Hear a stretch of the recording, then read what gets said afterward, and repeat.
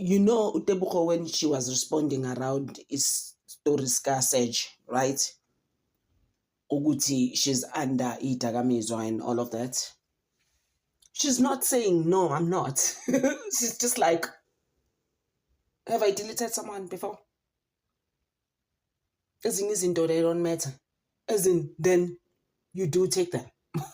I'm just like, Sissy Dawi. Can you just please elaborate on these things?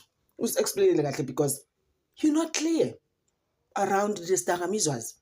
Ama DRUG, Yobisi. You need to explain to us and elaborate and be like, no, actually,